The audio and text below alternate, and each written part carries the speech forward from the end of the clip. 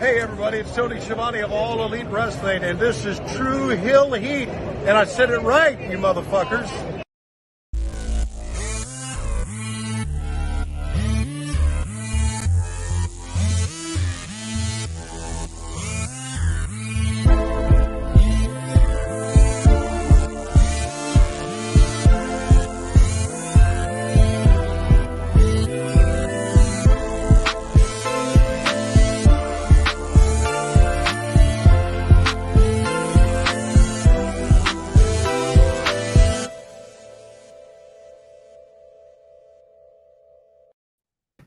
Hello, hello, hello. It is me, your True Hill Phenom, SP3. We are live on the True Hill Heat YouTube, Facebook, and Twitch for another edition of AEWramble, episode 25, the Tony Khan Apology Show. As always, titles are done by Jimmy Macram. And we are here to review the January 12th, 2022 edition of AEW Dynamite on TBS, featuring the big CM Punk versus Wardlow match, plus much, much more. I am back once again with the man of 42,000 subscribers, the man that denies you our feedback and our analysts of power on Stars every single week. He is Tony Khan's biggest fan, Jimmy Macram. Hello, ladies, at least two of you, and gentlemen. Nice and that was nice of you to say hi to the lady. But yes, we are here to review AEW Dynamite from last night, from January 12th, 2022. We want to hear from all of you in the live chat. Give us your thoughts on the show. Give us your hot takes. Give us your questions if you have any questions for myself or Jimmy Macram in the live chat. Your super chat donations are encouraged and appreciated. It helps out the channel a lot. And not only that, it makes sure that we highlight your comment on screen. And remember to drop a thumbs up on this video, share this video with all your wrestling fans, friends, and family on all your favorite social media platforms. If you are new to the True Hill Heat YouTube channel, hit that subscribe button, hit the bell to stay notified for all the great content here, and you can become an even bigger supporter by going to patreon.com/True Hill Heat for exclusive content over there. We even reviewed New Japan Pro Wrestling Wrestle Kingdom 16 nights 1, 2, and 3 over there on Patreon, so check that out as well. As always, we're going to start off AEWramble by asking Jimmy Macram one word to describe your feeling of this edition of AEW Dynamite. I got two. Apology accepted. How nice of you. You're such a gentleman, sir. You're such a gentleman. A couple of our favorites are already here with us in the chat. We had Fifth Generation Carney leaving us a comment before we went live saying, hope everyone's doing well. Can't watch live. I'm going to have to tune in later. No problem there. Let us know in the comments down below what you thought of the show. Fifth Generation Carney. The Negro Buck Nick Jackson says, what's up, my good brothers Sid and Jimmy? What's up, chat? Hope all is well. We got EBB, Jimmy Macram's biggest fan, saying, hey everyone, hope you're doing well. The ongoing rivalry of EBB and Jimmy Macram and never cease to amaze me, so I'm glad EBB is here with us today. But let's get started with AEW Dynamite from January 12th, 2022, live from Raleigh, North Carolina. Now, a lot of people, Jimmy, had a lot to say about this crowd. I will say, What? Some people said it was the quietest crowd in AEW Dynamite history. All I will say is that it's definitely in the conversation. What did you think? First of all, how can you even say this was the quietest crowd? This was the loudest I've ever heard 12 people be. Ever. When they showed that crowd and it was all dark, I said, there's nobody there. Otherwise, it'd be lit up gloriously like they always do. It was dark as fuck. I said, there's nobody in this fucking building. Hilarious, and I'm glad it happened. Good. WrestleTix did confirm that they did a 19,000 seat arena in Raleigh, North Carolina, and only sold about 5,000 to 6,000 tickets. So That explains that. So we kicked off the show with a rare occasion of an opening promo. It was Adam Cole coming out with Red Dragon, Kyle O'Reilly, and Bobby Fish. Cole brags about how awesome the three of them are. He also reminds us that he is undefeated in singles action, and he hasn't been pinned or submitted in AEW yet.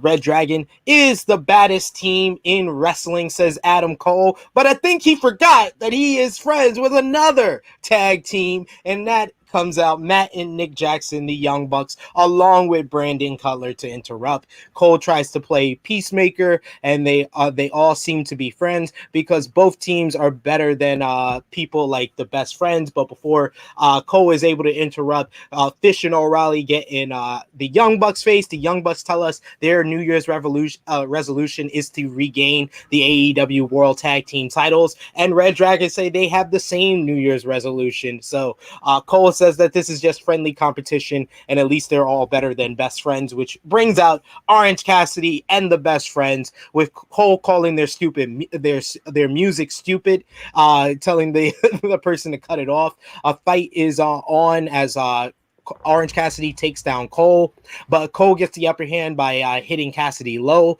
The beatdown is on, but Chris Statlander comes in to stare Cole down. But who comes and makes the save for Adam Cole? His better half, Dr. Britt Baker, DMD, or as Jimmy likes to call her, Dr. Goat Baker, DMD, runs in to take Chris Statlander out, and the double kiss is loaded up on Adam Cole, but instead it is Britt Baker who says, no, move aside, this is my turn, and she takes it here. I thought that this was a fun opening segment that accomplished a lot of things, in my opinion. They set up the likely and the inevitable Red Dragon versus Young Bucks matchup, which put that into my veins, just injected. I want to see that. I've seen it live before in Hammerstein Ballroom. Love to see it on a big stage here. They teased another like a multi-man matchup between best friends and the super elite or undisputed elite, whatever you want to call them. And we got the setup for next week on AEW Dynamite, as it's going to be Cole and Britt Baker versus Orange Cassidy and Chris Statlander in a mixed tag team matchup. So what did you think about the opening segment here? First of all, I never need to see Goldberg kiss that mess again. I felt like a cuckold. Like watch your girlfriend make out with somebody right in front of your fucking face. It's fucking embarrassing and disgusting. But that aside, this was Tony Khan's first apology of the night. I told you for weeks he's been shitting on Adam Cole, and if I was Adam Cole, I would file a complaint. He said, "I apologize, Adam." And you got opening slot, which is usually the Dragon spot. This is your spot this week. He felt like a big star, which he always does when he's not wrestling in his fucking underwear. He looks preposterous. He needs to do some push-ups. So he looks ridiculous. But will you stop? He doesn't. He doesn't. Shawn Michaels did too. So what? Well, that is blasphemy to put those two body types together. That is. It ain't. I'm not going to let you get me off track. I appreciate the apology to Adam Cole. He felt like a big star to me. And what better way to make you a star by putting you next to Goat Baker? I was so. You ever play chess and you get checkmated? You're annoyed, but you have to appreciate the move. That's how I felt. Like, ugh, that's such a slimy thing to do. But you know what? Fuck it. It works. Because Adam Cole feels like a semi-main eventer now. What he was when he fucking got here. He feels like a main eventer to me because, like I said over the last couple of weeks, the whole two tag teams, and we know these two tag teams are great, them fighting over Adam Cole elevates how Adam Cole is presented. But putting Britt Baker next to him and Britt Baker making the save and making out with him, that just makes him look like the biggest star in this whole company. Like that was like a checkmate type of move. Like, oh, you think we haven't been making Adam Cole the star? Here it is. And you know, I said the couple of things that they set up here. Nothing they set up seems like it's for the pay-per-view, which makes me think Adam Cole is going to be the pay-per-view challenger for Hangman Page. When's pay-per-view? March 6th. Oh, certainly. I thought after the events of tonight that Murder Hawk Monster Take 26 was going to be the bridge between Dragon and Adam Cole. That feels like what we're going to get for whatever reason. As long as we can move past the Orange Cassidy thing. We have 2 more matches set up back to back. How do we have 2 matches featuring Adam Cole versus Best Friends? And subsequent, you shouldn't even know what's going to happen on Dynamite, but we do know because enough of this. EBB says, "Fuck you, Jimmy. Nice to see you." We also got Uptown Avondale, who says CM Punk is still getting power bombed. We are about to get into that one for sure. The Negro Buck says dope opening segment, popped hard when Goat Baker came out. Absolutely.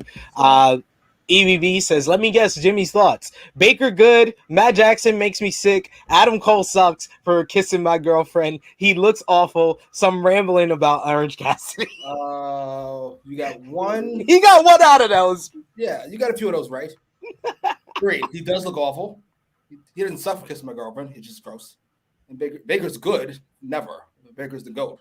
You know what the G in the GOAT stands for? Great test. Nothing good about it. Great. Always great. We also got Negro Bucks, who says, I know in that moment Adam had to be thinking he made the best decision of his life coming to AEW. Absolutely. When you look at all the plans that have come out of what they were going to pitch to him for the main roster, yeah, he made the right decision. Frantic World here with us saying, what's up, SP3, Jimmy, and the chat? What's going on, Frantic World? And yes, let's get into our opening contents, which was CM Punk going one-on-one with Wardlow. Before the match, we got a video package, more like a movie trailer on Wardlow. Like, they just presented him like he was an absolute monster about to be unleashed on CM Punk. Early on, Punk used like kind of his speed and experience to try to get the advantage on Wardlow after it seemed like his attention was more on MJF. He escaped the Powerbomb Symphony early as we went to commercial break. He escaped another Powerbomb Symphony and he started striking away on Wardlow. And then eventually he hit the knee in the corner, and that's when Wardlow finally caught his ass and started delivering the Powerbomb Symphony.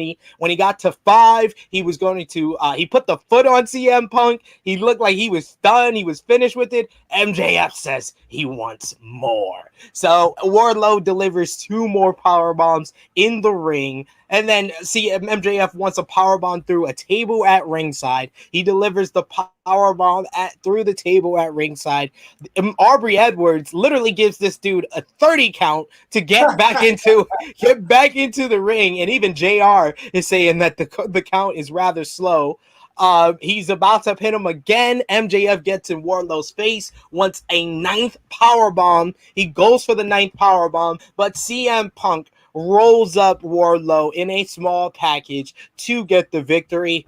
I thought that this wasn't much of a match, like the match that a lot of people would like expected. But as an angle, this was perfect. This was perfect in accomplishing everything that you wanted to accomplish here. Wardlow won the match. Like literally, he mauled and murdered CM Punk for a good portion of the 10 of the 14 minutes that this match went on. He mauled CM Punk and literally had the match won. And MJF, the way he came across, it wasn't just we lost Jimmy. We lost Jimmy, ladies and gentlemen.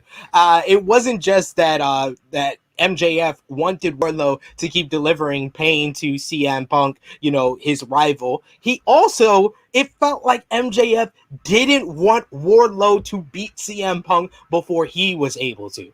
All he wanted to do is deliver punishment and pain to CM Punk, and Jimmy's back. I press buttons. Sorry. But yes, I thought that this was perfect as an overall angle. Post match, we got a little bit more with MJF yelling at Wardlow for losing, and Wardlow grabbing the hand of MJF and got a huge pop until Shawn Spears came down the accountability and got in between MJF and Wardlow. What did you think about the match? What did you think about the post match? How did everything work for you? I know it seems like an odd place to shit on Tony Khan here, but I am. And a small shit, a poop, if you would. This match and then the match after this should not be next to each other at all. In fact, this probably should happen later in the night. But that aside, I love this match. I don't think I'd change anything about it except maybe not do the boot on his chest because it felt like it was over. Like Hulk just got squashed and there's nothing anybody can do about it. But other than that, I thought it worked. It showed that Wardlow is dominant. And does this not make Wardlow the baddest man on the planet? Like he's the guy. There is no other guy. He beat up CM Punk, and it wasn't all that close. And he would have beat him like 3 times. And I think this turn is going to happen sooner than we think. It has to. It has to. This is the key sometimes with AEW on the commentary. You might shit on Tony Khan for a lot of things, but whoever it is that's doing the commentary, they do give a little bit of foreshadowing with the stuff they say, and they even mention that in 2 weeks we are in Wardlow's hometown of Cleveland, Ohio. So this whole angle, this whole match, and then the post match, it made me believe that the turn is coming sooner than we think, and it might come in his hometown of Cleveland. Then what do you do? Because you have to follow up with MJF versus Wardlow, which you haven't had MJF versus Punk yet. I think you do Wardlow versus Shawn Spears first, and MJF does what he always does. What did he do with Cody? What did he do with Jericho? What is he doing with Punk? He avoids the fight. That's his thing. How long are we gonna avoid this? We ain't got this kind of time. I mean, this is another instance where we're going back-to-back segments, and I'm talking about another guy that feels like the biggest star on the show. MJF is simultaneously juggling 2 hot feuds at once. Like, this Wardlow thing is just ready to explode and pop by how the fans sound. And even at the beginning of this match, he's versus probably the most popular wrestler in the game today, CM Punk. And there's fans out there splitting the crowd, chanting Wardlow before the match. So you could tell the fans want to get on his side. And then you have the CM Punk MJF angle. But I will say, after this match, Wardlow MJF is the match I want to see more. Easily. A couple things that I want. Wardlow should never wear those white boots ever again. I hate those boots. Lose his boots forever. Only black boots. Badasses wear black boots. That's how that works. Number 2, I like Shawn Spears more than I should. I thought he was kind of perfect in his role. And MJF is so good. His yelling at Wardlow felt like he was so... Wardlow touching him is not even on his mind. Like, that is just not going to happen. I was like, as a dog, I can just kick the shit out of. And then when he grabbed him, he got so... not nervous. I'm not sure the word. Like, almost offended. Half offended, half nervous. It was... he was shocked and appalled. When Spears came in, he snatched his hand. I was like, how dare you?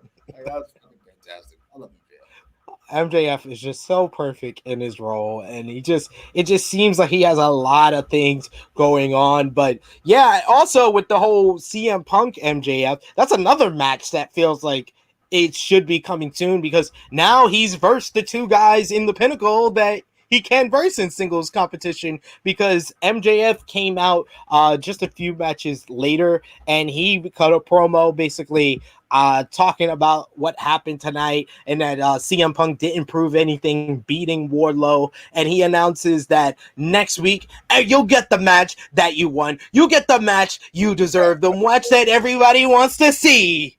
CM Punk versus Shawn Spears. And that will happen next week on Dynamite. So, no.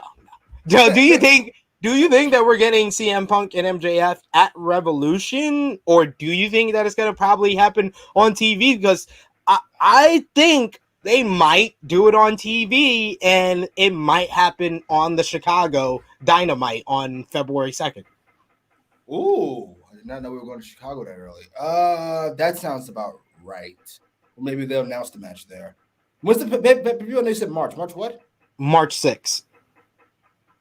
They could. Yeah, I mean, these guys can talk. They've said everything. They've said everything there is to say. No more talking. Fight. February 2nd would be awesome. I'm here for it. Please. I don't ask for much. Hey, I wouldn't mind it either way.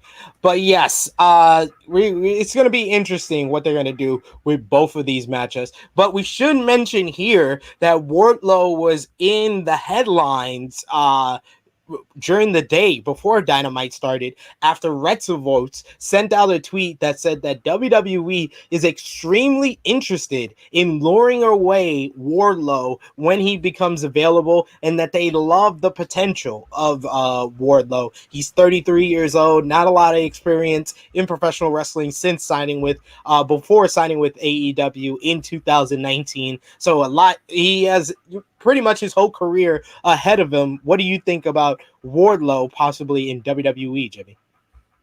I don't. It's not gonna happen. Whatever Tony Khan has to do to get his daddy the right check to keep Wardlow, he'll do it. That's number one. Number two, people in WWE means people who are not Vince McMahon. So their opinions are irrelevant unless Vince signs off. And Vince hasn't the faintest fucking idea who this guy is. He probably just heard CM Punk's in AEW. He has no clue who fucking Wardlow is. Knock it off. Oh, that's where Bryan Danielson went. Hey, I didn't even know. I mean, Daniel Bryan? What? Who's Bryan Danielson? I have no idea. Why did they change his name? He could have made a lot of money off of that name. Oh, Vince. But next we had singles action. It's gonna be Dante Martin going one-on-one with Powerhouse Hobbs. This is the continuation of Dante Martin turning down Team Taz. Even Powerhouse Hobbs, well, he's beating down Dante Martin in the match. He says, "Why didn't you just sign the contract?" or something like that. What happened to the contract? At one moment, Powerhouse Hobbs did a great reversal of Dante Martin's little flip off the bottom rope and caught him into a torture rack. But he whips him hard to the floor, where Ricky Starks gets in a few stomps. Then Hobbs is still not being able to get the torture rack as Martin slips out for a springboard drop kick. In the end, it seems like Martin's making the comeback, but Ricky Starks tries to get involved on the apron. The referee stops him, and then Jay Lethal comes down and takes out Ricky Starks, and then Dante Martin hits the nosedive to get the victory over Powerhouse Hobbs in about 10 minutes. What did you think about this match and the interesting choice of Jay Lethal to make the save for Martin? A couple of things. Where's Leo Rush? He hurt? Exactly. That's what I'm wondering. And Leo Rush was trending on Twitter after this whole segment because people were like, "Oh man, did he get in trouble telling Tony Khan to apologize?" Yes. And while I agree with everything Leo had said, I would have known this could be a consequence. But it finally got. This is the second apology of the night. We fucking let Jay Lethal out of the nigger hole he was in, and you get to be on TV. This major signing we had a couple of fucking months ago. Oh, fucking Tony Khan stinks. This match was fine. I wouldn't have done it right after the fucking other match we had where the big guy dominates the smaller guy. Would have moved the Wardlow match to later in the night. But whatever. What do I know? I'm not genius Tony Khan, who's gotten rich because his dad's a billionaire and he has famous friends who he likes watching flip around and do nonsense, but whatever. We should also mention with the Wardlow CM Punk finish, it was actually the exact same finish of Diesel versus Bret Hart at Survivor Series 1995. Multiple power bombs, puts the babyface through the table, then he tries to give him another power bomb in the ring, and the babyface wins with the roll up. That's exactly the finish from Survivor Series 95. Cody must have whispered to CM Punk. No, CM Punk. CM Punk's a huge Bret Hart match, Mark. If you go back and watch the All Out. They're so not the same guy. It's so weird. If you go back and watch the All Out match with Darby Allin, it's like almost move for move the same as Bret Hart versus 1-2-3 Kid on Raw in 1994. That's a little disturbing, actually. Is that not cheating? It's like stealing the comedy act from like Ricky Pryor. That's weird. That's weird. Like anyway. Oh, Leo was at an NJPW taping. Okay, fair enough. Oh man, that was funny. that's what you call it, black. So he comes to make the save. Hobbs is fantastic, by the way. Why he hasn't gotten pushed, I don't know. But he did kiss Tony Khan's ass during this whole thing. So I'm hoping it works out for him here, Hobbs. I want Starks, by the way, in this very non-Ricky Starks outfit. Worked for me. I don't know why, outside of the fact that he's hilarious. It was very. Is he going for a different chick? Didn't feel like Ricky Starks. He had like glove, like badass Ricky Starks. Now, what is this? He had a glove and everything. We got EBB who says, I love this match so much, talking about Wardlow versus CM Punk. MJF actually being a proper dick when he's like this. He is a fantastic, great stuff. Big fan of Wardlow. Chair Relax says sets up the turn for Wardlow next week, I believe. No. I don't think it happens next week. I can see it happening in Cleveland, in his hometown. That makes more sense. We got Annika here with us saying, hey, my dudes, the match was cool. Just wish it was a tighter inside cradle. To be fair, Wardlow's a big dude. Not always do those inside cradles look the best on those big dudes. So, you know. Uptown Avondale saying the roll-up is still the most protected move in wrestling. It is. It doesn't matter what size you are. Gets you with the roll-up. It's a wrap. EBB says, I love Punk's timing of his selling. Such a nice change of pace to what we're normally used to. He didn't get up at all, showing the better man loss. Yeah, I mean, his selling after the match even. Like Punk said, he wanted to come and put over the young guys. Even in these matches that he's winning, he is doing a great job of putting these guys over. He put over Wardlow like $1 million. Jesus fucking Christ. Wardlow's the baddest man on the planet. We have to stick with that theme now. Absolutely. Frantic World says Wardlow versus MJF is going to be great. Absolutely. EBB says Wardlow will have to win the feud if he turns soon. If he gets that massive turn, beats up MJF, then only to lose the feud. That's why I think they'll bring the boil down to a simmer again. First of all, he only has to win the feud if we know what we're doing, and we don't. So that's why we have Matt Hardy beat Orange Cassidy. That's why we have a whole bunch of shit happen. So I don't believe you, sir. Wardlow could very easily lose this feud because dummy is a dummy. That's how that works. Annika says Wardlow versus MJF is a bigger match than MJF versus CM Punk. Right now, though, it feels that way. It does. I would have said that a month ago, but it feels that way. We also got Frantic World who says Wardlow said he is staying in AEW. Yeah, he said he's an AEW lifer, but there's a lot of people who say that shit. I was like, Frantic World, how old are you? Are you what, 12? And this is what people lie, first of all. People say things they mean in the moment and then shit changes. I don't know what you want. Didn't Nash and Paul say they were going nowhere right before they fucking left? Brett said he wasn't going anywhere too. Negro Buck says, not surprised to hear WWE is looking at Wardlow. He looks like Vince's wet dream. Doubt he'll go though. EBB says Powerhouse Hobbs is fantastic. The improvement in a year and a half is great. He has this present mean motherfucker. Wish they gave him more spotlight as a proper monster. We can't. We have to do the Murder Hawk monster 12 more fucking times. What the fuck? How many shots is Coxstar gonna get? Don't Brian Cage him. Please don't Brian Cage him. Oh yeah. And there you go, Chair, like you said, Chair Relax, who says Leo was at an NJPW taping.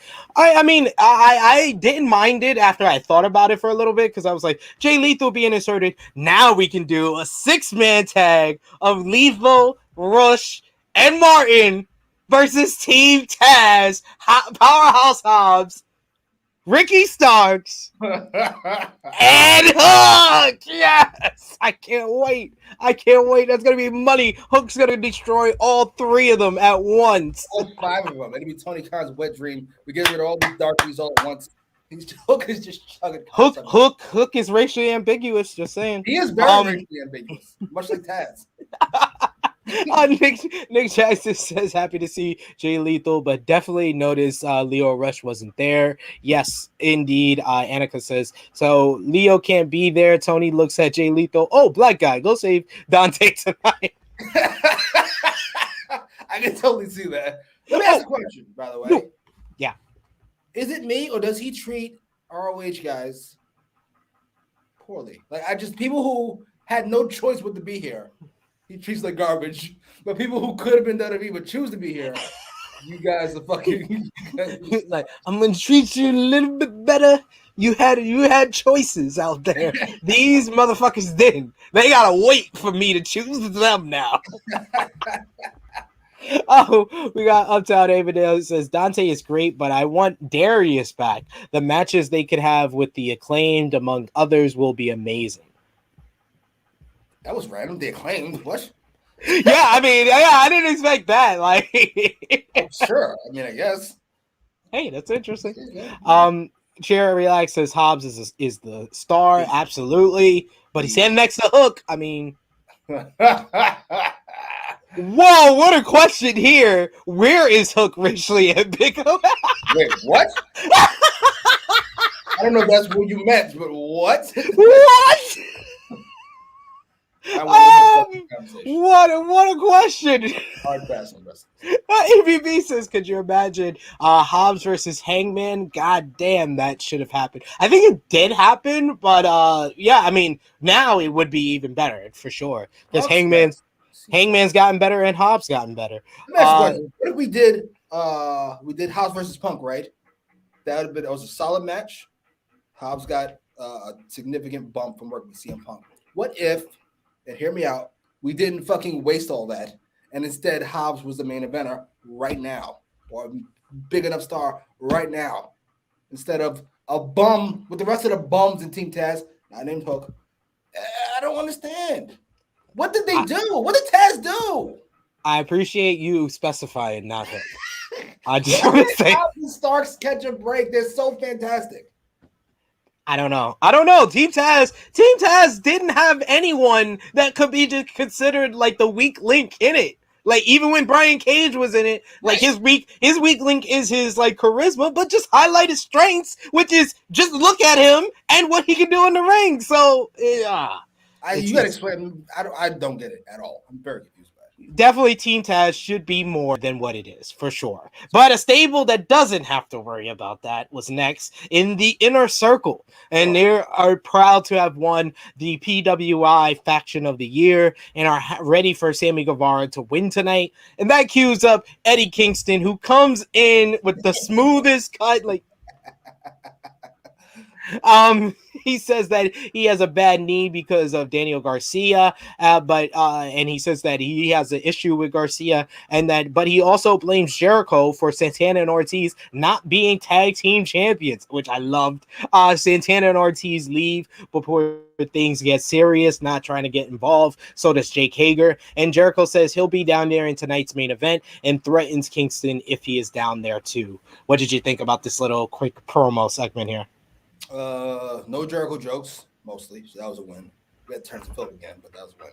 Eddie Kingston, always fantastic. And I love we're getting more of a little bit of tension here with the Inner Circle. Can we just break them up and move on? Jericho can keep Jake Hager, and everybody else can lose. Yeah, Jake Hager could be your muscle, or just be it Hager, Sammy, and Jericho. Make it a trio. Make it a trio. Let Santana and Ortiz become the New York connection with Eddie Kingston, and then we can have a faction war. That trio, I would love to see that match. I'd actually be more interested in that match than Jericho versus Eddie Kingston. Oh, I definitely don't want to see Jericho versus Eddie Kingston. I kind of don't want to hear them on the mic. No, I do because I feel like I don't think Jericho's in a space to match Eddie right now. I just don't. I'm sorry. No, but I think that he wants to try. He wants to try here. Okay. We got another promo segment backstage, which I thought this one was just the best. We had Adam Cole, Red Dragon, and the Young Bucks aren't happy with Chris Statlander. They tell Brandon Cutler to hit. Well, first it's Kyle O'Reilly who calls him Landon. Then the Young Bucks interrupt Kyle for calling him Landon, saying his name is Brandon. And Brandon says, "Oh, you're defending me?" And they say, "Shut up, Brandon." So now they have someone to deal with Chris Statlander, and that cues up Dr. Britt Baker, DMD. We get the challenge thrown out for the mixed tag match. And then at the end, Britt Baker says, "Shut up, Brandon Butler." And then everyone on camera says, "Shut up, Brandon," to end the segment. This was just great. I love the dynamic here. I want them to be a stable now. This is the real super elite here. I gotta be honest. I thought the same thing. As much as 2-6, maybe 3-6, and this group makes me sick. It works way more than it should. I love how Kyle O'Reilly and Go Baker both get names wrong, so it just kind of works. I loved it, and I don't know what I wanted to go. I just know I want a couple more of these before we start going. Yeah. I hope they keep this as a unit for a couple of more weeks, and then you can, I think Revolution is when we're gonna get Young Bucks versus Red Dragon. But I wouldn't mind that being a series, and the first match be like friendly competition, but friendly competition within the group. I wouldn't hate that, especially if the Young Bucks cheat to win, which they should. I'd be here for that. And then if we get Cole versus Page, they could get involved, and that whole friction is the reason why Cole loses. So it continues. Hangman away from the Young Bucks. I don't want any more head nods and fucking deep nonsense. Enough for you when you're fucking. It's not a Scorsese film. Go away. Speaking of Hangman Page, he is here in a Smokey Bear shirt. Great stuff. Page talks about spending 90 minutes in the ring with Bryan Danielson, where he has lost so much blood. That's not enough though, because the new year means the records have been reset and he needs a new challenger. And literally, when he hears the voice of the person interrupting him, Hangman Page literally says, "Shoot me already." Because it is none other than Dan Lambert, and he talks about how Page never used his backstage connections like Cody Rhodes, and he actually puts over Hangman Page and does a great job on it. Like we said, Dan Lambert can be annoying, but when he has something to talk about, he actually does a great job with it. His issue with Hangman Page is that he doesn't like the gimmick. He says that there have been some great cowboys in wrestling history. He says anyone from the Carolinas or the Virginias trying to steal their clout comes off like they are full of cowboy shit. Page talks about growing up on a farm and then coming here instead of signing a $600,000 contract, which he calls cowboy shit. But then they are both interrupted by Lance Archer after Hangman Page challenges Dan Lambert to get in the ring and say it to his face. Lance Archer comes out. It seems like he is going to attack Dan Lambert, who tells him not to miss his chance at being in the ring with the world champion. And Archer jumps Page and beats him down with the chair, setting up the blackout through an open chair. And this was a nice little angle to confirm Lance Archer is back for the first time since his AEW World Title Eliminator match in October against Eddie Kingston when he landed on his neck. Is glad to see Archer is back, and it seems that we are going again for the Murder Hawk Monster Take 42. What did you think, Jimmy? Listen, how much shit does Vince get for pushing the same big guys over and over again? Meanwhile, Lance Archer has been pushed God knows how many times. I'm going to give you a pass on Cody because Cody's terrible. We're going to bring him in. He has a beef with Cody, and somehow it infiltrates a tournament, in which case they both end up in the fucking finals, which is the dumbest thing I've ever heard. Anyway, that aside, he was pushed 4 or 5 more. He beat Moxley in the main event, and he still couldn't get over. It doesn't work. I don't know why it doesn't work. I don't particularly care why it doesn't work. I don't particularly want it to work. I want it to go away. But we're gonna try again. This time with Hangman. Why?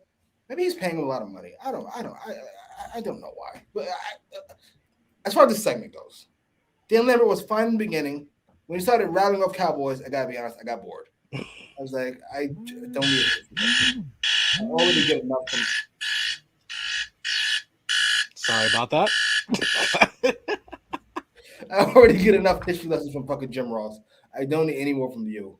And then he's not a real cowboy. I hate when we acknowledge gimmicks at all. Boo. I gotta be honest. I know you make it sound like it wasn't that bad. Boo to all of this. I started the slam on the chair, which looked fantastic. Hangman sold the shit out of it. But boo to all of this. I don't want to see any of this. What a step down from Dragon. Oh, poor bastard. I'm okay with this. I think this is a nice little. Wait a minute. Jimmy needs to watch Archer and JPW matches. What does that have to do with me? What does that have to do with AEW? He hasn't gotten over here. I'm sorry. It's over. It's been 6-7 times. Heel, face, heel, face, heel, face. Sting, Moxley, fucking Cody. They've done everything. It does not work. I didn't do it. They did it. No. Fair point. We got Chair Relax who says, please break up the Inner Circle finally. Nobody wants Jericho and Kingston. I mean, there are probably some people who want to see Jericho and Kingston. Annika says, I miss Jake Hager. Let him be the one to advise Wardlow to turn face. What?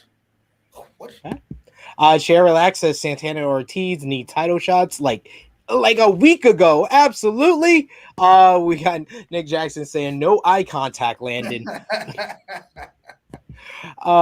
EBB says heading off, ain't feeling too well. We hope you're feeling better, EBB. Enjoy the rest of your day, everyone. Last thing, Hangman's confidence and swagger last night was great. See ya. It's your toxic takes that's messing up your system.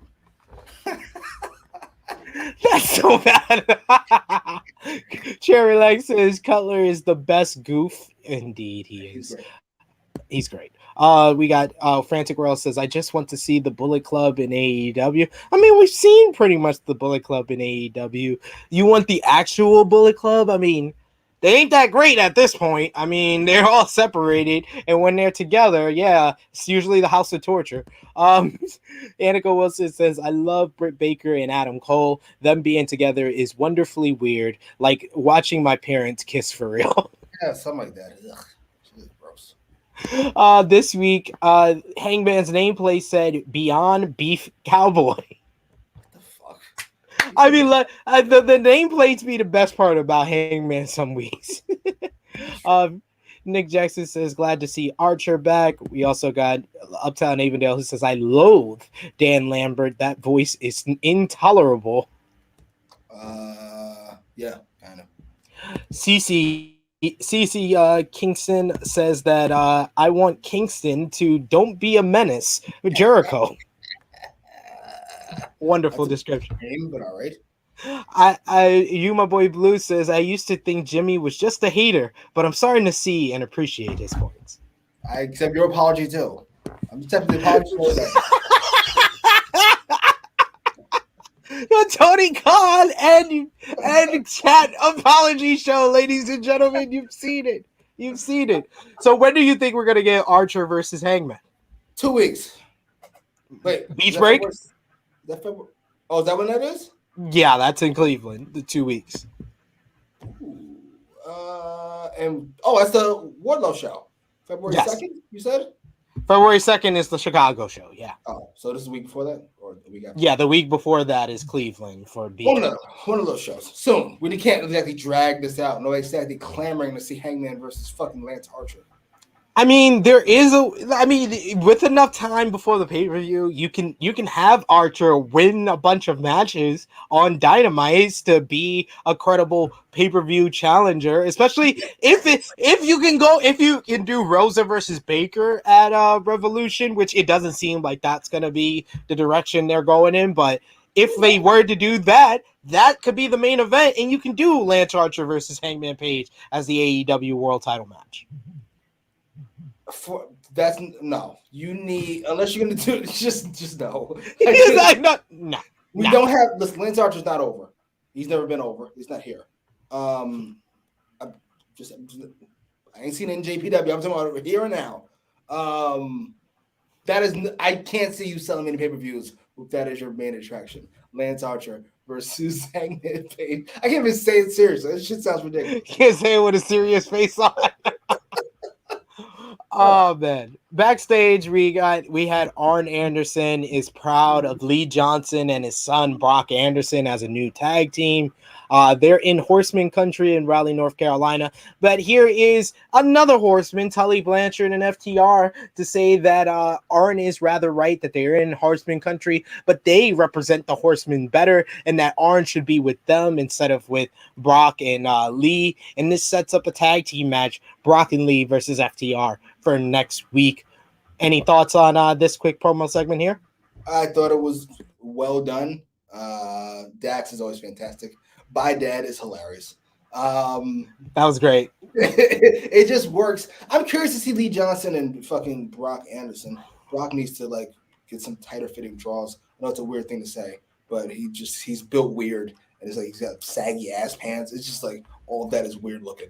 Put on some shorts or something. But I'm not sure who FCR pissed off because they've been getting the short end of the stick too. Once they were done with the Lucha Brothers, I'm just saying.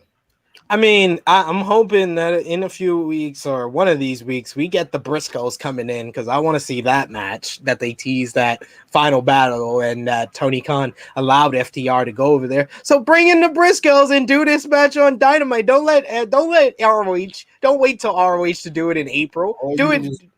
You could bring them in and you could do it on Dark because that's where all the ROH guys go as your punishment for some reason. There you go. We get a look at Jade Cargo winning the TBS title, and she promises to keep it. And then we get our women's match of the night, Hikaru Shida versus Serena Deeb. But before the match can start, Serena Deeb jumps Hikaru Shida on the entranceway. She gets the kendo stick and attacks the leg.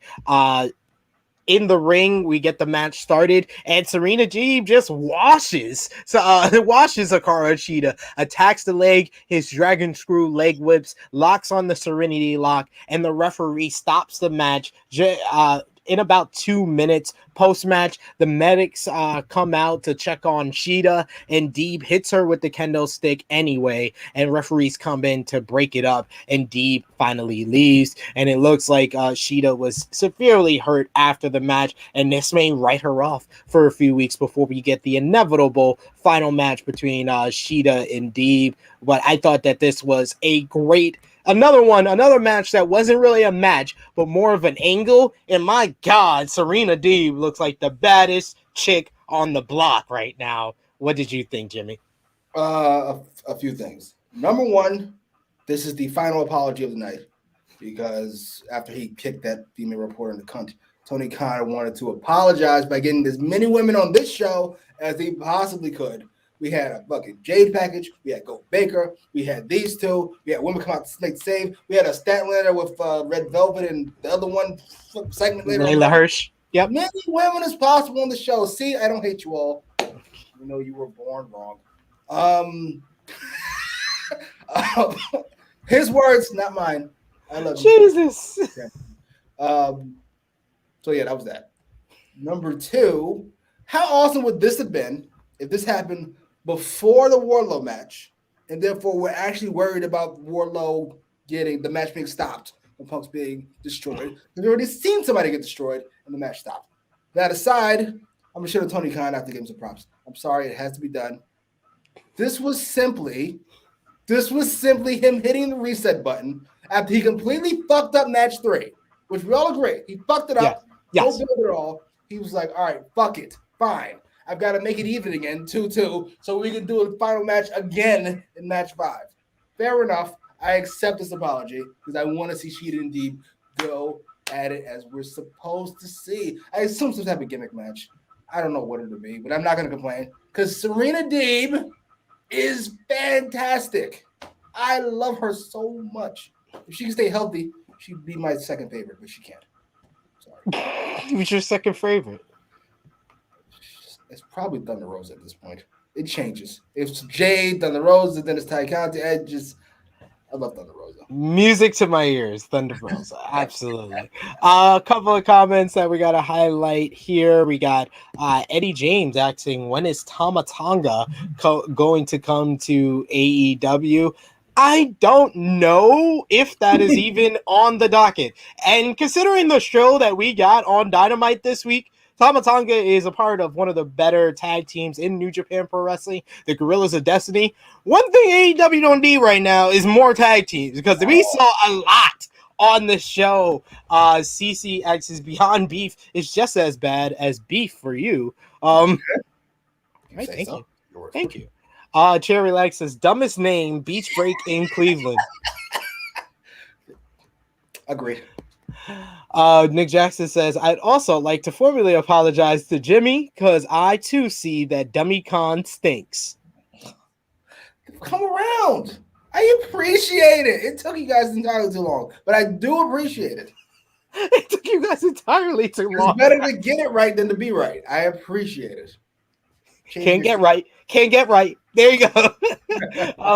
You, my boy Blue says Lee and Black and Brock lack presence. They need more personality. Yeah, it was like they were almost not there when FDR came into the picture. Unfortunately, you can't buy personality at the store. You can't hit the gym to get more personality. So it is what it is. That's why they're limited in their role. How are you the son of fucking Arn Anderson don't have a personality? How does that even work? Stop making us wait. Give us Anderson versus Tully already, says Annika. Absolutely. Cherrilax says Deeb is great, new person in the women's division. He also says Deeb is technically great, and her promo game is good. So very good. Yes. Nick Jackson says, give me this feud between Serena and Sheeta forever. Serena was a goddamn savage last night. I loved it. We also got Annika Wilson says they needed someone coming to see about Sheeta like Thunder Rosa. Huh? Yeah, whoever the fuck it was. Yeah. I don't know. I just feel like we don't want to clog it up. We're just doing Deeb and Sheeta. We don't need anybody else. Yeah, it's true. And Thunder Rosa got her own thing going on with Mercedes Martinez. So I like the fact that we have multiple different stories and feuds going on in the women's division. It's definitely an upgrade from where we were a year ago. Yes. Frantic World says, I'm happy to see Sky Blue be on more AEW shows. She's going to be versing Serena Deeb on next week's episode of Dynamite. Negro Buck says, give me Deeb versus Sheeta at Revolution in a last woman standing match. That would make sense based on the attacking of the knee. So I would like that. I gotta be honest. Those last man standing matches can be very hit or miss for me. So I'd be careful about that. That is true, but I feel like Deeb would do good because she would think psychology-wise how to work it. Backstage, we got another promo on the night. Christian Cage and the Jurassic Express is happy to be the AEW World Tag Team Champions, and they'll be facing any top 5 team for the title. So here are Alex Reynolds and John Silver of the Dark Order, who were there in all of 2 seconds, so they were ready to accept this challenge. The match is set for AEW Rampage. Are you looking forward to this one? No. I no longer watch Rampage, for those of you wondering. I don't. I've seen that AEW gave up on it, so I did too. All right, fine.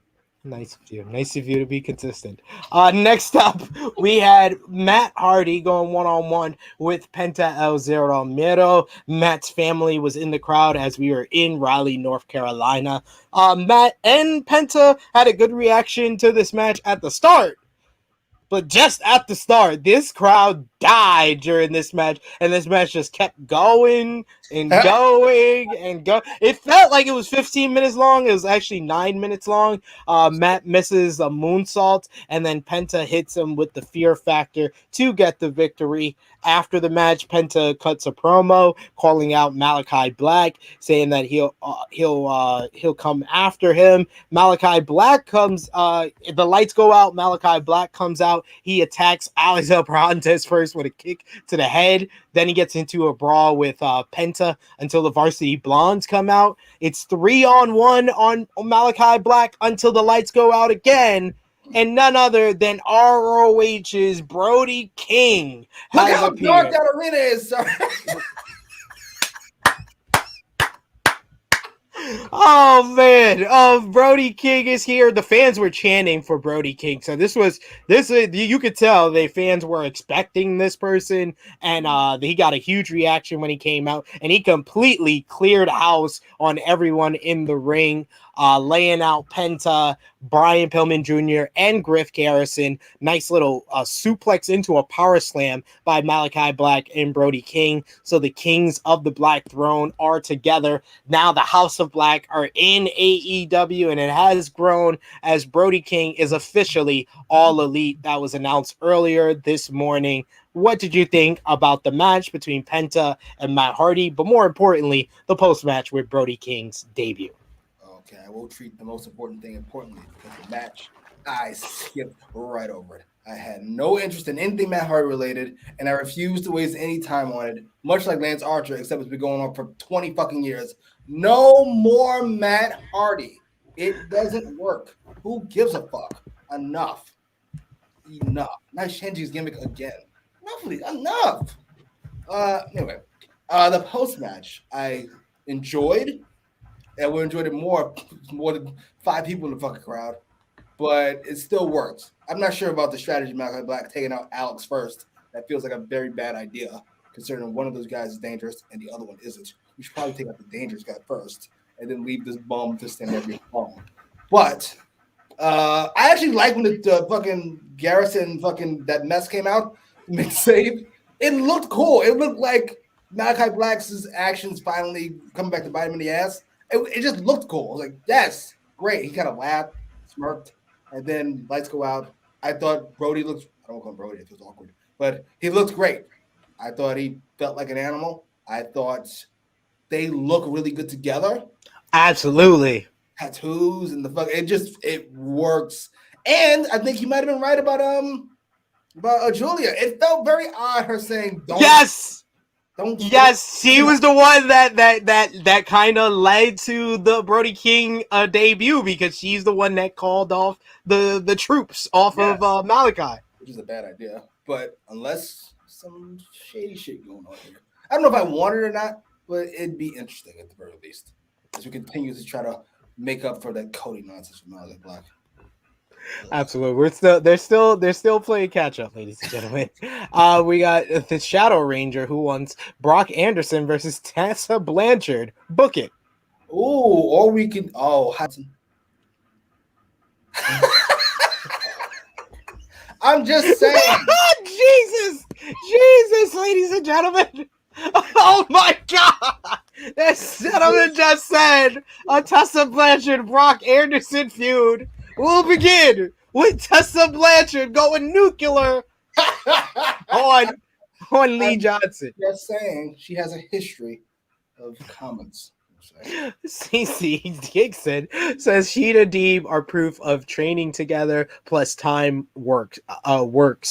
Who knew? So I mean, yeah. I mean, is it though? Aren't they just both really good on their own? And that's what the actions work. That too. Last man standing matches, learning to count to 9 over and over again. It is really awkward. And indeed it is. Annika says they need to reheat Dark Order. Elite Dark Order. I mean, yeah, that's what I'm like. Reheated? Was they ever really heated up? I know Brody was, but Dark Order is kind of what they are. They're the baby faces that can lose, and they don't lose anything. They're still over and still loved by the fans. For some reason, fucking losers. Annika also says, I felt like AEW saw how pissed fans were that Brody King didn't appear last week, so they debuted him yesterday. No, this felt like this was the plan. I think the only thing that they kind of changed is I'm pretty much guessing they wanted Brody and Malachi to beat down 2 tag teams in the Lucha Bros and Varsity Blondes, but no Phoenix meant that they just beat up 3 guys. Yeah, that sounds right. We got Yuma Boy Blue says Pirate Princess Julia is killing me with that eye patch. I thought she looked good with the eye patch. And it worked. She looks significantly more like a wrestler with the eye patch than she did in the cheerleader's outfit. She looked like a high school cheerleader. Like Frantic World says House of Black is here. I hope Julia Hart joins them and becomes the modern day Luna Vachon. Yes, we're on the same page. We also got Negro Bug who says, hell yeah, great debut for Brody King. The Kings of the Black Throne have arrived.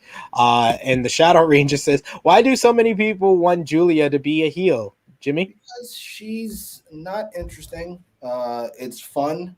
It's a great look. And everybody wants the fucking cheerleader girl to be dark. It just, even though she already went dark, apparently she's dating Lee Johnson. But that's not the point. The point is... He did the opposite of Tessa. Absolutely. She was like, he is hung. I'm gonna stop. I don't want to get us canceled. Keeping it together. If we get limited ads on this video, I know why. CC says, fuck you, Tessa, big forehead Blanchard. I don't know why this is funny as it is. That is Big forehead. Scoop ball, Tessa Blanchard. Bald-head ass. You know who I heard someone call that? I heard someone call Terry Silver from Power, like Terry Scoop Ball Silver. He does a big ass forehead. That's hilarious. Tessa. Oh, Annika says, great cut, talking about your Tessa bird. CC says they've been hot, especially Silver and Stu. Sure. Silver and Stu get a reaction from the fans, but I don't know what he called them hot per se. And Chair Relax says Dark Order is the jobber faction. See, most fucking certainly. Yeah, I agree there. Next was the aforementioned backstage segment with Chris Statlander with Layla Hirsch and Red Velvet. They're ready for first Chris Statlander said she's ready for Britt Baker next week, but she also has a 6-woman tag match on Rampage, which Hirsch thinks is selfish. She's not focusing on that on Friday. Velvet tells them to get it together, and they say, oh yeah, they can get it together. And it seemed like Layla Hirsch was just like trying to be accepted and just like, yeah, I can get it together. It was a nice bit of acting there with that line. That line, she got across in a few words how she was feeling, especially when she looked away from her friends and was just like, yeah, all right. What did you think? All this works, except Red Velvet was like 5'2" or something. And she towers over Layla Hirsch. I can't buy it. I cannot buy. Even if she could be an actual badass, which she might be. That has none to do with what we're doing. Because what we're doing is not real badassery. We're pretending to be badasses, and I don't buy it. I'm sorry. And I want to buy it to Layla Hirsch so bad. Maybe we can change the outfit. I don't know what we need. Thank you. Layla needs something. I don't know what, but something. Fucking stilts. Something like stilts. Oh man, awful. Next we had the Acclaim versus Bear Country. Literally, this felt like a randomly added matchup midway through the show, because I didn't see an ad for this before the show. I didn't hear about this when they were talking about the matchups for the show earlier in the first hour. It was like literally in the Penta Matt Hardy match, they just ran graphics that said the Acclaim versus Bear Country is next, and I'm like, what? When? Huh? We get a Matchcaster rap who brings up Novak Djokovic, Blasted Sting and Darby Allin, as well as Bear Country. The Acclaim get the victory after Matchcaster hits the mic drop on Bear Bronson. We should also mention the bigger Bear Boulder. He was impressive as hell in this matchup. That one point where he scooped up Matchcaster like he was a baby and gave them both a downward spiral, I thought that was really good. And then the post-match, the lights go out. Here comes Sting and Darby Allin. Darby Allin, of course, like a bat out of hell, does a suicide dive with the skateboard on Matchcaster. In the ring, Sting delivers the Scorpion Death Drop, and that sets up Sting and Darby Allin versus the Acclaim next week on AEW Dynamite. What did you think of the match and the post-match here? I didn't watch the match. I skipped right over that match because I have no interest in that match, and it shouldn't be on fucking Dynamite. I thought, wasn't Bear Country fighting Hook the other week? Yes. I thought they were heels when they were fighting Hook. Now they're baby faces. I assume against the Acclaimed, or they've always been baby faces. But it doesn't really matter because we've never heard them say a word about anything ever.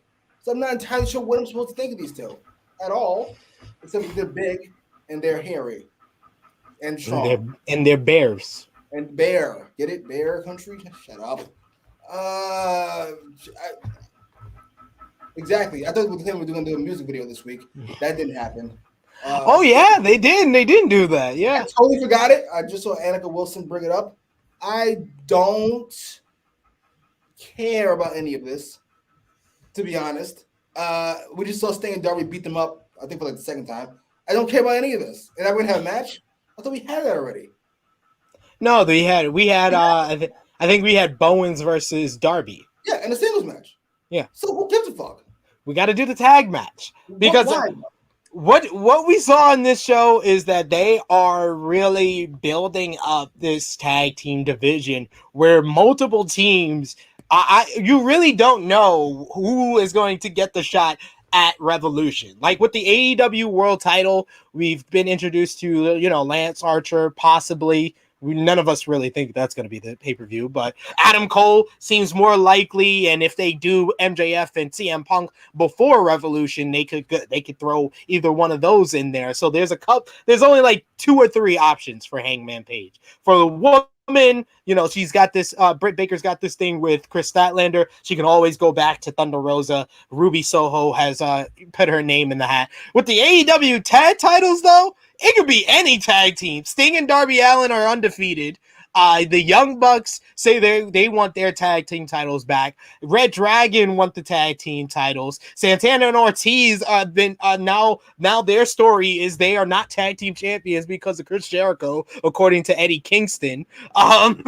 So there's multiple different tag teams that are talking about the tag team titles. We don't know if FTR is going to throw their name in the hat after winning next week. We just got introduced to the House of Black with Malachi Black and Brody King. This tag team division is wide open right now, which leads to one of the questions I saw in the chat earlier from Eddie James here. So I ask you, Jimmy, do you guys think a tag team tournament is coming soon? Probably, because that's how you get around bad booking. You just do a tournament. How is it bad booking that this many tag teams are over enough for us to think we're going to get a shot? Over, or are they just on my screen? These are not the same thing. House of Black just got here, as we fucking said. They're over. They were over there. The Brody King was over. Sting and Darby are over. The Young Bucks are over. Red Dragon's over. That's 3 teams right there. Except you got the Acclaimed who are not over. No matter how much Dummy wants to try to get the rap thing is over. Now that you can't be as crazy as you were, it's over. It's stunk ever since. Bear Country is certainly not over. Who else? I don't know who else were. Lucha Brothers are hurt. FTR is not as over as they were before, sadly. I don't give a fuck about Lee Johnson. What's his face? Enough of this. Just pick a team and get behind them. Enough. But yes, just do the tag team. Just do the tag teams. Do the tournament. Have a tournament. Have fucking, I don't know. Fair enough. I guess. Well, Jimmy said his last apology came earlier in the night, but I disagree. His next apology happened next. His last apology of the night, as Pac shows us a bunch of photos of himself with no eyes. Malachi Black blinded him, but now he sees everything. And he's got tarot cards. He's got a blindfold. He is still in his house. Pac is the highest grossing AEW superstar because this man spends no money on real clothes. He is always wearing his attire, even when he is at home and he is blind. What did you think about the little vignettes with Pac? It felt weird. I didn't hate it, but I didn't love it. It felt like the start of something. I don't, you know what? I lean hate it. I don't want Pac becoming a superhero and wrestling without his eyes. I don't know. Some type of gimmick change. I don't know. First, he's Daredevil. He's fucking Daredevil. Look at Uptown going, why do you need candles if you can't see? Maybe. Why do you need candles if you can't see? That's a very good point. I just want Pac to come back as a badass and fuck Malachi up. That's it. I don't need anything else. No mas. No mas. No mas. There you go. Oh, that's great. That's great. That was a great comment for Uptown Avondale. Julius Wright says, I wonder if Tony Khan have burnt any bridges with any black wrestlers that had plans to sign with AEW since the Big Swole incident. Do you think so? That's a good one. I don't know a lot of these guys. I know Keith Lee is one people brought up over and over again. I don't really know his type, like if he is more of a Leo Rush or more of a Powerhouse Hobbs. Not saying one is right and one is wrong. Just saying. There's not enough of them where Tony Khan would give a fuck. And if he had to make a phone call to Keith Lee, I'm sure he would, saying, my stuff was misinterpreted, and then yada, yada, yada. I've always loved the Darkies, and yada, yada, yada. Always read the darkies. Why am I always surprised when you use that term? Frantic Girl says, I really like Pac promo. We also got Annika Wilson saying Pac may be joining House of Black. I did get that vibe as well because he thanked Malachi Black. Like Malachi Black helped him. So maybe this miss has turned him to the dark side and he's embracing it. Which I wouldn't mind Pac in House of Black at all. At all. Neither for some reason. I don't know why. I usually like supernatural nonsense. That could work. I don't know why. It looks cool. We got Shadow Ranger who says it's still the biggest paycheck outside of WWE. Black wrestlers will still go to AEW. I agreed. And you know what? He didn't say anything that was gross. He was just a cunt. Yes. So, yeah. Very cunt. So, yeah. Very cunty. This is a great question. Did Pac get his candles from Top Guy JJ? I don't know. They didn't seem like scented candles to me. I don't know. But next up, we had Matt Hardy talking about his loss earlier in the night to Penta El Zero Mero, and he isn't happy. But here is Andrade El Idolo, who's to suggest that they can make a deal and they'll talk elsewhere. I do watch Rampage, so I do know that Andrade is alive. He's been on he was on Rampage I think like a week ago. Right, little boy Darby. Yes. Talking about that. I love how Andrade has he doesn't get the concept of friendship. Like, that's what I got from that promo that he cut on Sting and Darby, that he doesn't even understand the concept of friendship. Because he thought the Lucha Bros worked for Pac. Now he thinks that Darby works for Sting. Now he wants to get Matt Hardy to work for him and make a deal with him. There's no concept of friendship. All he does is make deals. Deals with MJF, deals with Malachi Black, and now he's trying to make a deal with Matt Hardy here. Any thoughts on here? Much as Matt Hardy makes me sick, and I'm over everything involving him. If he's going to work for Andrade, or maybe Andrade fucking just takes his group from him, which would also be awesome, I would love that. I'd be here for it. The quicker we get Matt Hardy a lesser role, preferably on Elevation or Dark, or backstage, or training, or somewhere, the better we are for it. You know, I feel like I have to wait for the Jeff Hardy shoe to drop, and then the countdown is on. But until then, he's just... when Private Party start being jerks to Matt, that's how you know the Jeff Hardy shoe is about to drop.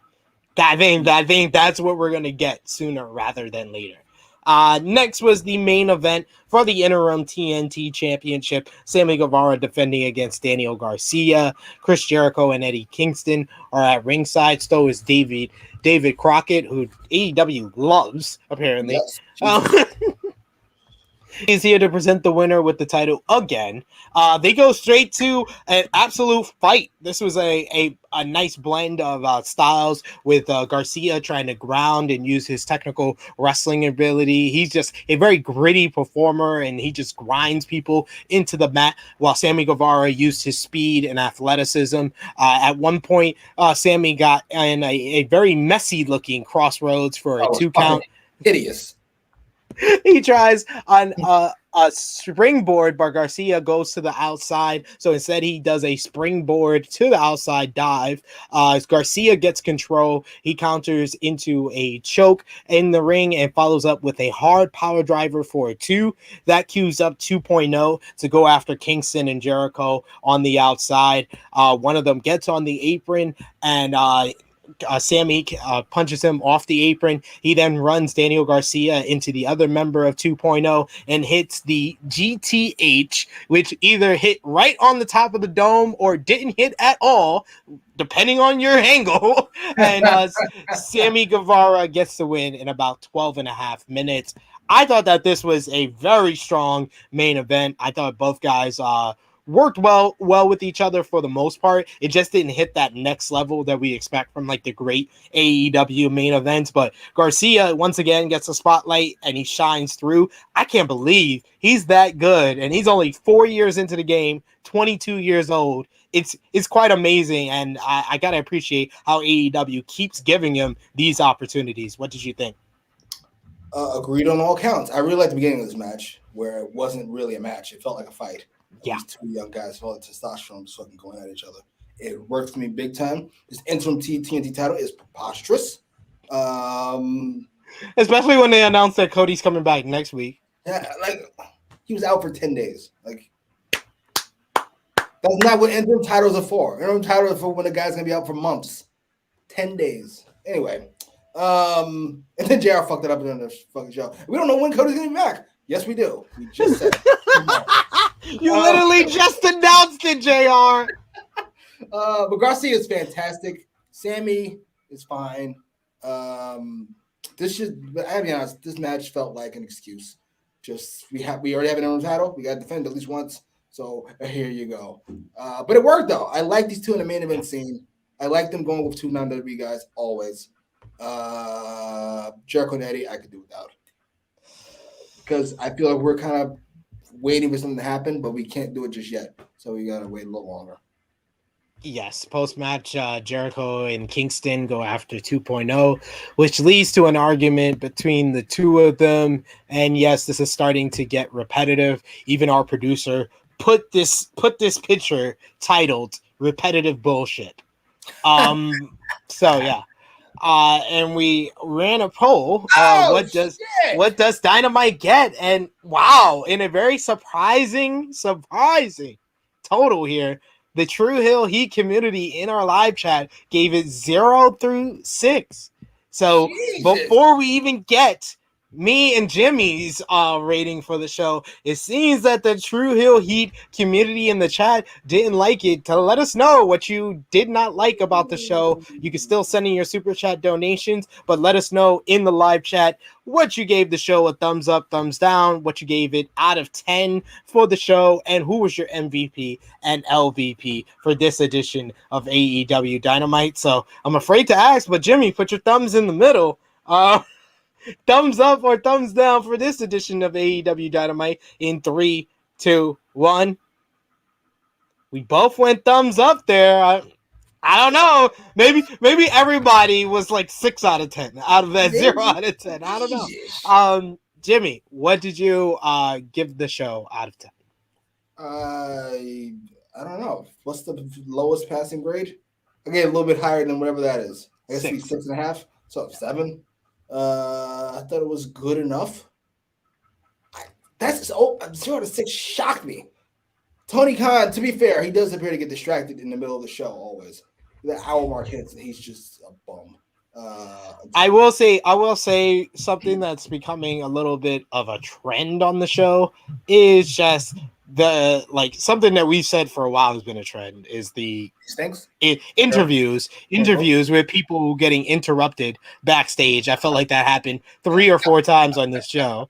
And then in the matches, they used to just leave the matches alone and just let the people perform. Now we're getting a lot of redundant run-ins in like all these fucking matches, like the main event, the Hobbs and Dante. You know, MJF didn't get involved physically, but he was definitely involved in that opening matchup. So, like, yeah, that's a lot of the show that has like run-ins involved, and this is not what we're used to from AEW. It's still a good show. It's just not what it was even like in September and October. September and October was their like last like run of great shows. The Heels don't agree with you. They said 0 through 6. That's what they said. Maybe way higher than it should. I wish I could agree. I can't. But it's just I've seen so many different Twitters and comments. More people coming around on Tony Khan. A few apologies here in the comment section. You guys are coming around. He should listen. I know it's tough to let go of your baby. It's like you have a kid. You have a kid. You have a couple of them. At some point, you're not gonna let go of them altogether, but you need to be willing to share them with their future partner in life. And that's what Tony Khan needs to do. You raised it. Now you need to share it with somebody who can book. Whoever whoever that guy is, just share. Oh, woman, just share with Paul Heyman or somebody who can write or book or is creative. Sir, I'm here to help. I'm not here to hurt. Sir, you're fucking yourself. Let it go. You can't write. You can't book. Let it go. Let it go. I gotta book this card as I just fucking write like a doctor on the back of this fucking cheap ass notepad. That's how I book a fucking nationally televised program. He stinks. All else fails. You know who Tony Khan's gonna blame, right?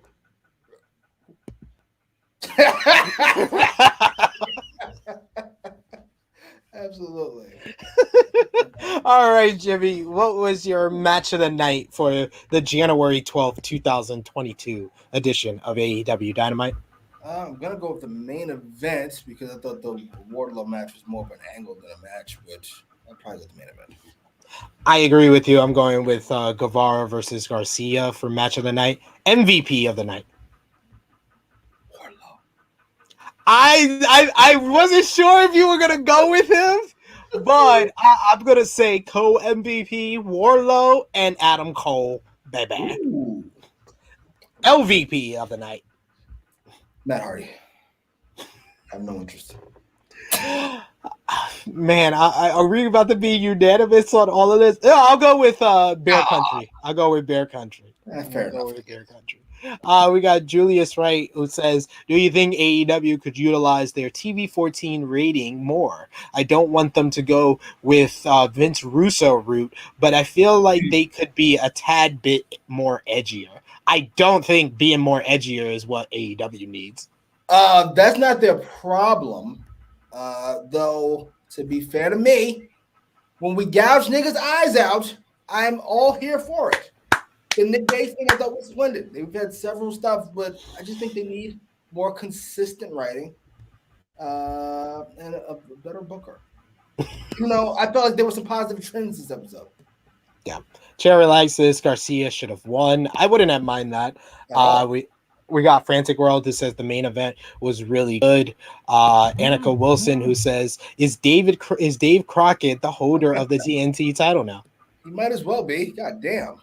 Love that guy. Annika also says Garcia has been only doing this for 4 years. Dude is the truth. Yeah, he just does like the Bryan Danielson, William Regal style, and he just has like a smoothness to him. I think because of like how his body type is. It just he doesn't have a man body yet. Yeah. Boy. Uptown Avondale says you have to put on great matches for an interim title. Yeah. Do we? So we can justify Cody beating whoever the fuck pops up? Absolutely. Cherry Light says TBS is already done. Wow. God damn it. Nick Jackson says great match between these guys. Interim title seems redundant since Cody is coming back next week. Agreed. Yes, because we had that stupid Battle of the Belt show, which you and I spent fucking time on several shows fucking booking and what's going to be this, and it turned out to be a glorified fucking Rampage. Oh, boy. It was Rampage with a different title on a different night with title matches. Nick Jackson says 7 out of 10 for the show. Yeah, I agree. I go with 7 out of 10. I agree with you guys for the show. That's pretty much what it was. It was a very good setup show. This was not the blow away Dynamite show that tries to stand out on its own. This was a setup for next week, probably Beach Break and the Chicago show. Nick Jackson says MVP is Serena Deeb. I'm not mad at that. I thought she was fantastic. Chair Relax, where was Jade match? She just wrestled last week, so they just gave her a video package on this show. So stop showing her kid, goddammit. Her kid's a pretty little girl, but Jade is a heel. I don't need to see her having loving feelings for another human being. Enough. Frantic World says God is going to be on Impact Wrestling. Wow, I guess that's some breaking news for me here. And also PCO signs with Impact Wrestling as well. So yeah, they seem to be going all full throttle with this ROH versus Impact Wrestling angle that they started at Hard to Kill over the weekend. We got Julius Wright who says, do you think one of the things that can make AEW more entertaining on the nights when they don't have a lot of good matches is have them utilize utilize their TV-14 rating. No, I don't think them utilizing their TV-14 rating is the issue. They just need more good matches. And better writing. And give Eddie Kingston a live mic. Okay, you want to do TV-14? We give Eddie a live mic for 10 minutes and see what happens. And we still have a show afterwards. So we have a show, ladies and gentlemen. Oh, I love it. Uptown Avondale says they do say shit a lot. Never take a chance. Jesus. All right, you got it. You're tough. I think GFY. You fucking Jesus. Could you see me older? You stink. Oh, it was so bad. Caroline says 7 for me. Angle show. I agree. Ninja Mortis says, "What's up?" Hashtag Hood Nation. Popping in on my lunch break right quick. Be good to see Hook on Rampage. Let's fucking go. True Ill Heat times Hook. I love it. I love it. Enough for you. But all. that brings us to a close at another edition of AEWramble. I want to thank Jimmy, as always, bringing his insight, his analysis to us weekly on AEW Dynamite. Please let the people know where they can find you on social media and your YouTube channel, sir. At Twitter, at Instagram, on Jimmy Macram, on YouTube, at Jimmy Macram. Yeah, follow me, I suppose. Right there, ladies and gentlemen. You guys are coming around. Come on, man. I'm just gonna say here. So I'm gonna get, since I have a time here. This is the True YouTube channel. Come on, watch some Power, man. I am currently rewatching the OG Power. I watched the first season of Raising Kanan, and then I watched the OG Power. So I feel like I'm watching it in chronological order now. So I wouldn't mind doing that. But I told you, I don't fuck with Tariq. It's not all about Tariq. If any of it is about Tariq, I pass. I'm out. I will say, rewatching Power reminded me why I didn't like Tariq. I will say that. I will give you that. You can find me on the Twitter machine at TrueHeelSP3. You can find me on YouTube over at the Believe in Pro Wrestling podcast. Go over and subscribe over there. Me and Rick Cucino do about 4 to 5 podcasts a week reviewing Raw, NXT, AEW Dynamite, Rampage, and SmackDown. So check out the latest episode reviewing Dynamite over on the Believe in Pro Wrestling podcast, as well as Rick's interview with Kofi Kingston that will be dropping tomorrow at 7 a.m. Also, you can find me on the Sportskeeda Wrestling YouTube channel following SmackDown and Rampage with Rick Cucino and Dutch Mantel on Smack Talk.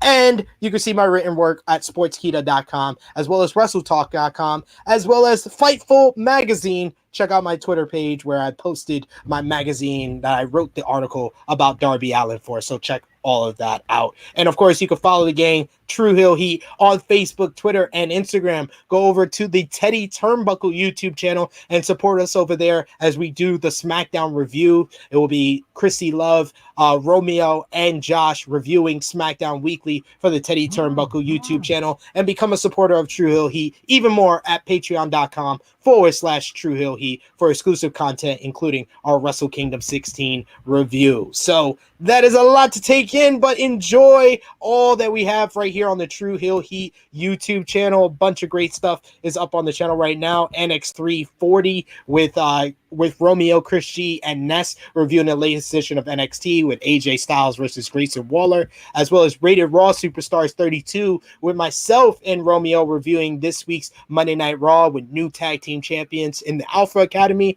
as well as Blunt Impact later on tonight as Chris G and Ness will review Impact on Access TV with Roxy versus Deonna Purrazzo. Winner takes all for the ROH Women's Championship and the Reina Del Rey's Women's Championship as well. So me and Jimmy will be back next week to review AEW Dynamite. For Jimmy, for Marcus Cash, who's somewhere, I'm sure. Shouts out to him. This has been AEWramble episode 25, the Tony Khan Apology Show. We are signing off until next time.